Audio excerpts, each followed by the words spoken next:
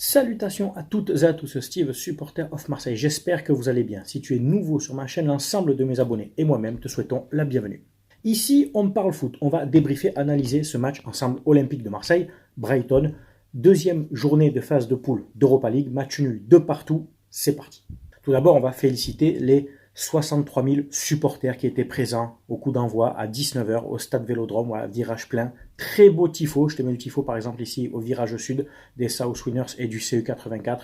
Très belle ambiance, ça n'a pas sifflé à la fin du match, les supporters ont encouragé les joueurs jusqu'à la fin, le stade était plein jusqu'à la fin. C'est positif par rapport aux événements qui se sont passés dernièrement hors sportif.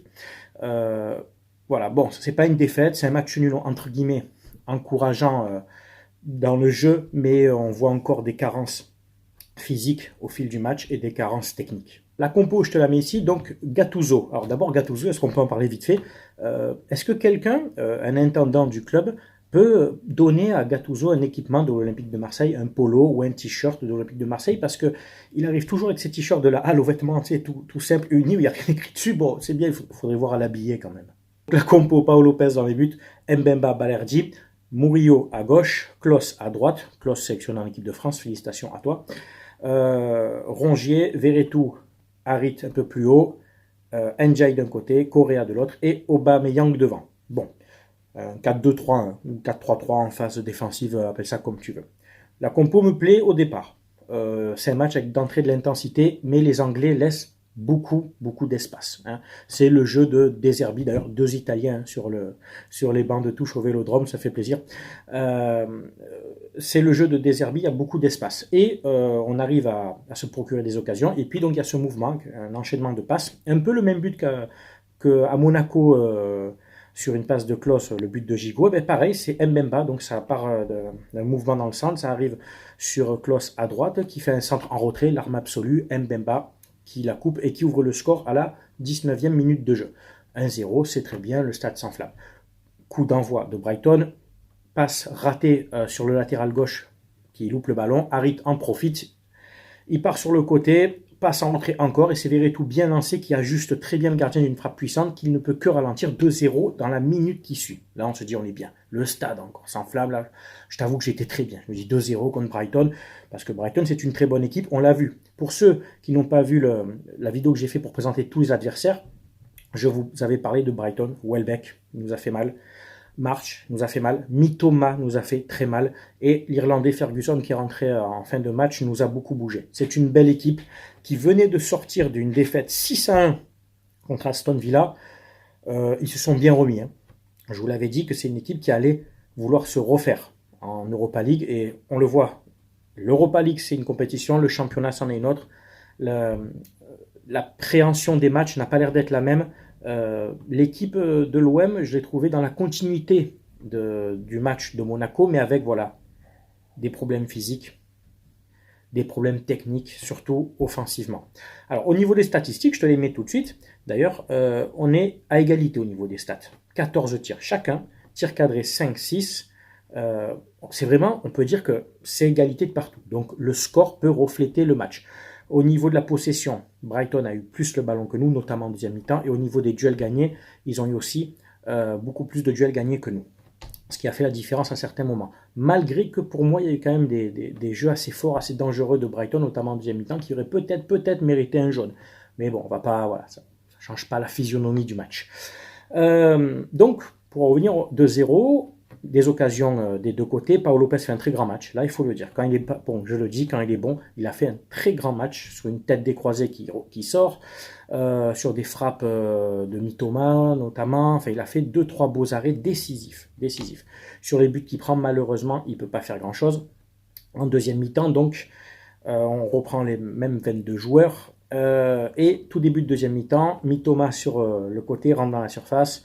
Centre, je ne sais pas si c'est lui ou un autre qui centre en retrait pour Gross, qui la reprend un peu comme nous, hein, centre en retrait, ça trompe Paolo Lopez 2-1.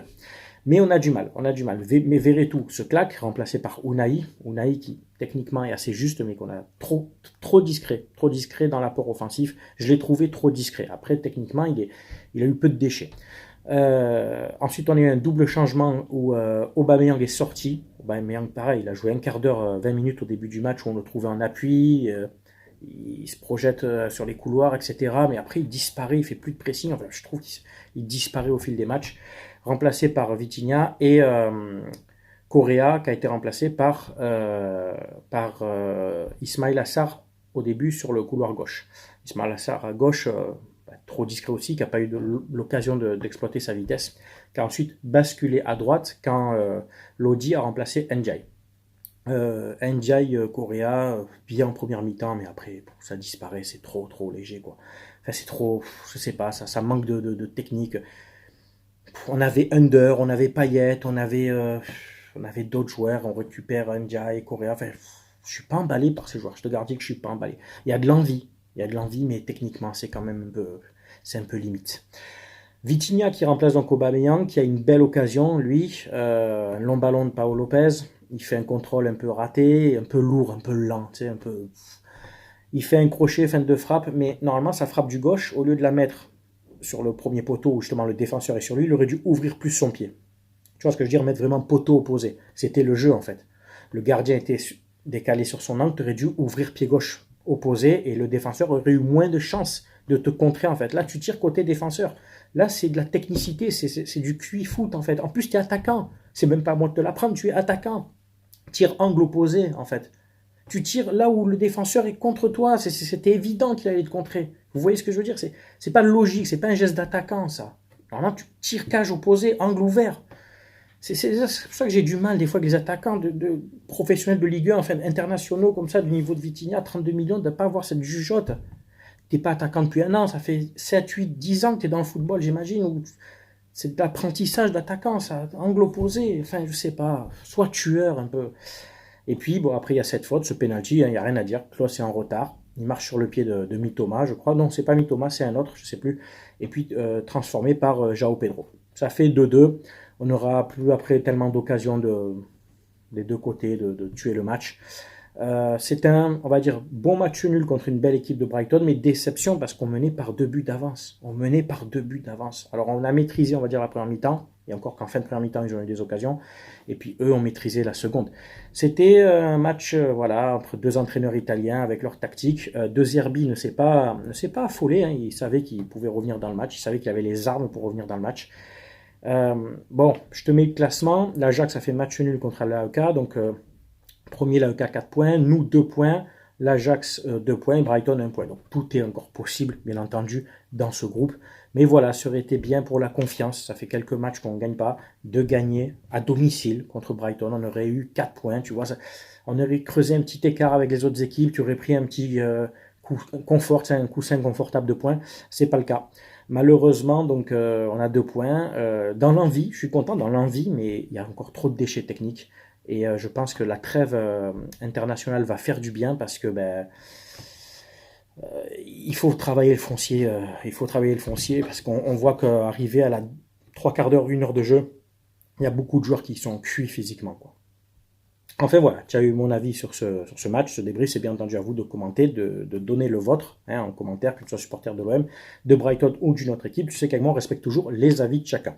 Très important, tout le mois d'octobre, jusqu'au 31 octobre, sur mon site partenaire mayogo.co, avec qui je travaille depuis 3 ans, vous aurez plus 15 mais 25%, tout le mois d'octobre, moins 25% sur toute la gamme OM. Tous les produits OM, hommes, femmes, enfants, maillots de cette année, maillots vintage, maillots rétro, survêt, polo, enfin tous les produits OM, vous avez moins 25% jusqu'au 31 octobre avec mon code SOM. Voilà, en majuscule, au niveau du paiement, code de réduction SOM sur que les produits OM, d'accord et en plus, 5% de ton panier est toujours reversé aux 2 associations avec qui je collabore. Donc, tu profites d'une remise de 25%, donc du quart du prix, et en plus, 5% de ton panier est reversé donc, aux associations. Jusqu'au 31 octobre, code SOM. Voilà, profitez, c'est une belle offre et les produits sont vraiment de très très bonne qualité pour ceux qui ont commandé pourront vous dire. Voilà. C'est tout pour cette vidéo, merci de l'avoir regardé, c'était Steve, supporter of Marseille. Portez-vous bien, très bonne fin de semaine. Ciao, ciao tout le monde.